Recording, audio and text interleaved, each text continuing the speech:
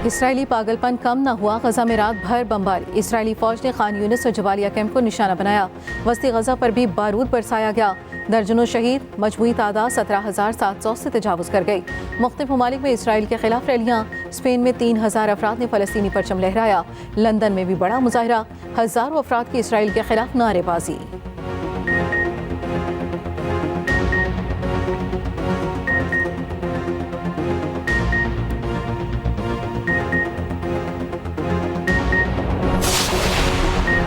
अमरीका की जानिब से गजा में जंगबंदी की करारदाद वीटो करने पर मुस्लिम दुनिया नाला। हमास ने अमरीकी फैसले को गैर अखलाकी और गैर इंसानी करार दे दिया। फ़लस्तीनी सदर महमूद अब्बास ने कहा, गजा में बच्चों का कातिल अमरीका है। सऊदी वज़ीर ख़ारजा बोले, गजा में घनाउने क़त्ल आम की कोई मिसाल नहीं मिलती। ईरान ने कहा, जब तक अमरीका जंग का हामी रहेगा अमन नहीं होगा। UAE का भी अमरीकी इक़दाम पर मायूसी का इज़हार। ओमान ने अमरीकी इक़दाम को इंसानी इक़दार के लिए शर्मनाक करार दे दिया। अमरीकी वज़ीर ख़ारजा से अरब इस्लामी वज़ारती कमेटी की मुलाकात। गजा में फ़ौरी जंगबंदी के लिए इक़दामात का मुतालबा।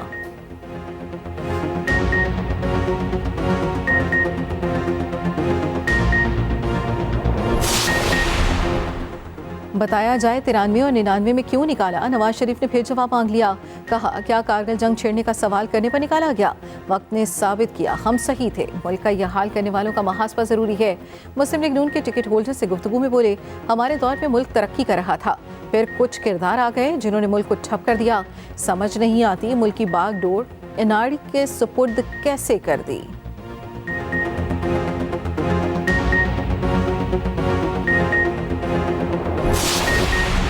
बिलावल भुट्टो ने एक बार फिर नवाज शरीफ को निशाने पर ले लिया। कहा, मियां साहब चौथी बार सेलेक्ट हुए तो अवाम मानेंगे ना मैं मानूंगा। तीमरगरा में वर्कर्स कन्वेंशन से खिताब में कहा, जो 3 बार वजीर आजम बनकर फेल हुआ, चौथी बार क्या तीर मार लेगा। मियां साहब तीनों बार उन्हीं से लड़े जो उन्हें लाए। मियां साहब फिर उन्हीं से पंगा लेंगे जो उन्हें 2/3 अक्सरियत दिलवाएंगे।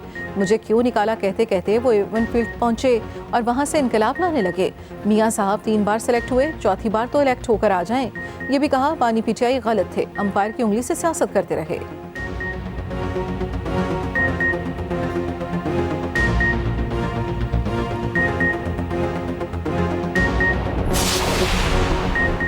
मरियम नवाज की तोपों का रुख बानी चेयरमैन PTI की तरफ। कहती हैं, नवाज शरीफ की सियासत को ख़त्म करने वालों की अपनी सियासत ख़त्म हो गई। चोरी करप्शन का इल्ज़ाम लगाने वाला खुद अडयाला जेल में है। गुजरात में यूथ कन्वेंशन से खिताब में कहा, अवाम ने मुस्तकबिल भी नवाज शरीफ से जोड़ दिया। महज बेटे से तनख्वाह न लेने पर साजिश के तहत नाअहल किया गया। नवाज शरीफ के खिलाफ मुखालिफिन एक भी सबूत पेश न कर सके।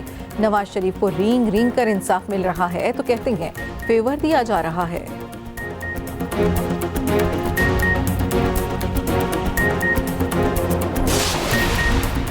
190 मिलियन पाउंड केस में बड़ी पेशरफ। परवेज खटक बानी चेयरमैन PTI के खिलाफ नैब के गवाह बन गए। PTI काबीना के 3 वफाकी वज़रा नैब के 59 गवाहों में शामिल। नदीम अफजल चंद और जुबैदा जलाल भी गवाहों में शामिल। साबिक प्रिंसिपल सेक्रेटरी आजम खान भी बतौर गवाह शामिल।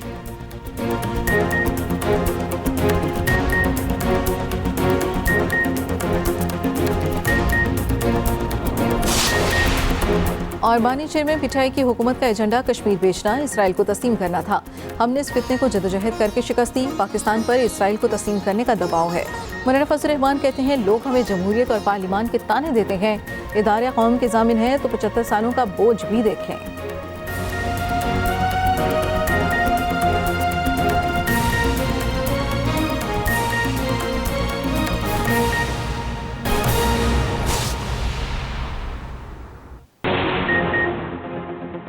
नून लीग और IPP में मामला सेट।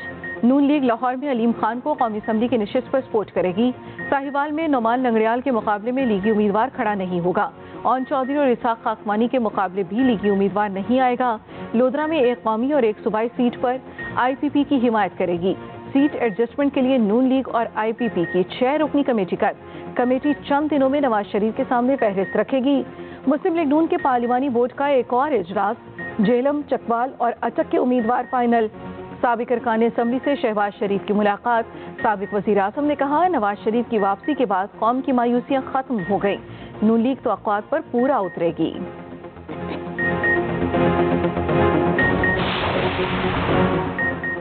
पाकिस्तान पर इसराइल को तस्लीम करने का दबाव है। बानी चेयरमैन PTI की हुकूमत का एजेंडा कश्मीर बेचना, इसराइल को तस्लीम करना था। हमने इस फितने को जदोजहद करके शिकस्त दी। अवामी वोट ने फैसला करना है कि हम मुल्क इन्हीं क़ुव्वतों के हवाले करना चाहते हैं। मौलाना फजल रहमान कहते हैं, लोग हमें जमहूरियत और पार्लिमान के ताने देते हैं। इदारे कौम के ज़ामिन हैं तो 75 सालों का बोझ भी देखें। बोले फाटा का इंतजाम उजरत में किया गया, इंतजाम के नाम पर कबायलियों को गुमराह किया गया।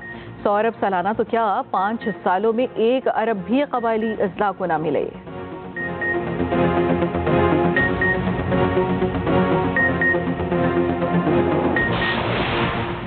अमन के लिए सियासी जमातें मिल बैठकर कानून साजी करें। निगरान वज़ीर आज़म अनवारुल हक काकर का मशवरा। कहा, हमें बहुत से चैलेंजेस दरपेश हैं। आइन के तहत कोई भी पुरतशद्दुद कार्रवाइयों में मुलव्वस नहीं हो सकता। कोई मुआशरा अफरा तफरी का मुतहम्मिल नहीं हो सकता। इस्लामाबाद में पुलिस के साबिक आईजीज़ की सालाना कॉन्फ्रेंस से खिताब में कहा, इमेज बेहतर करना है तो पुलिस को रवैये में तब्दीली लाना होगी। वर्दी बदलने से कुछ नहीं होगा। पुलिस ने अमन व अमान के लिए बहुत कुर्बानियाँ दी।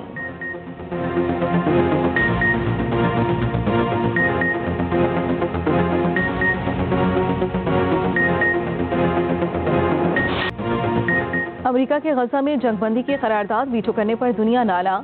हमास ने अमरीकी फैसले को गैर अखलाकी और गैर इंसानी करार दे दिया। फलस्तीनी सदर महमूद अब्बास ने कहा, गजा में बच्चों का कातिल अमरीका है। सऊदी वजीर खारजा बोले, गजा में घिनौने कत्ले आम की कोई मिसाल नहीं मिलती। ईरान ने कहा, जब तक अमरीका जंग का हामी रहेगा अमन नहीं होगा। UAE का भी अमरीकी इक़दाम पर मायूसी का इजहार। ओमान ने अमरीकी इक़दाम को इंसानी इक़दार के लिए शर्मनाक करार दे दिया।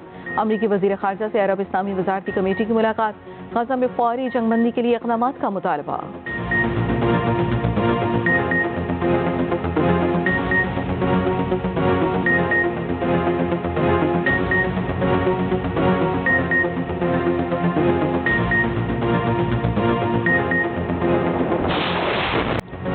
गजा खंडर बन गया, इसराइली पागलपन कम ना हुआ। गजा पर ताज़ा बमबारी में मजीद 11 फलस्तीनी शहीद। शोहदा की मजमूई तादाद 17,400 से तजावुज कर गई। पनाह गुज़ीन कैंपों पर हमलों की खौफनाक फुटेजेस मंजर आम पर आ गईं। बमबारी की जद में आए बच्चे खौफ से कांप उठे। मुख्तलिफ ममालिक में इसराइल के खिलाफ रैलियां। स्पेन में 3000 अफराद ने फलस्तीनी परचम लहराया। लंदन में भी बड़ा मुजाहरा, हजारों अफराद की इसराइल के खिलाफ नारेबाजी।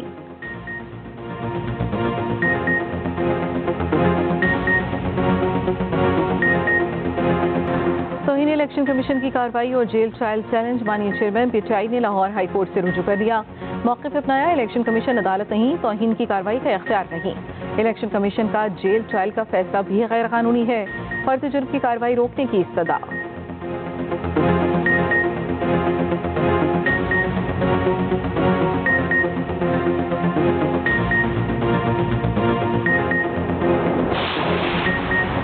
रहनुमा पीटीआई असद कैसर जमानत के बावजूद रिहा न हो सके, दोबारा गिरफ्तार कर लिया गया। जुडिशल अदालत ने जमानत पर रिहाई का हुक्म दिया। सवाबी पुलिस ने 3 MPO के तहत दोबारा पकड़ लिया।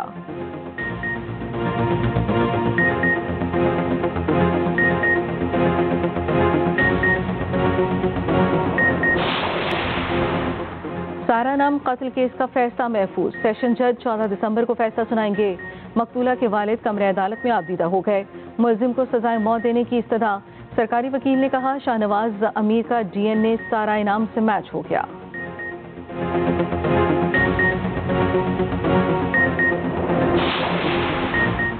निगरान वजीर तिजारत और सनत गौहर एजाज चीन चले गए।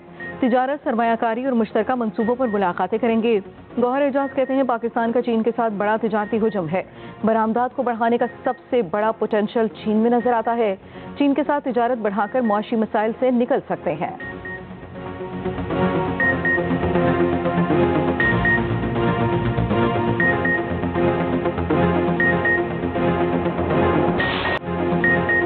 पाकिस्तान समेत दुनिया भर में आज इंसानी हकूक का दिन मनाया जा रहा है। गजा में इसराइली बर्बरियत दौरे हाजिर में इंसानी हकूक की पामाली की बदतरीन मिसाल। मकबूजा कश्मीर के करोड़ों अफराद भारत की जानिब से आज़ादी के बुनियादी हक से महरूम।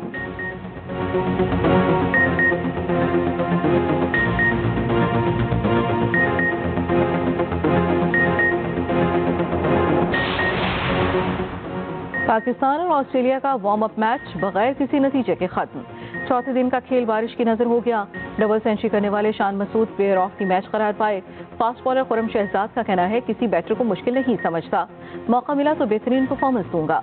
पहला टेस्ट मैच 14 दिसंबर से शुरू होगा।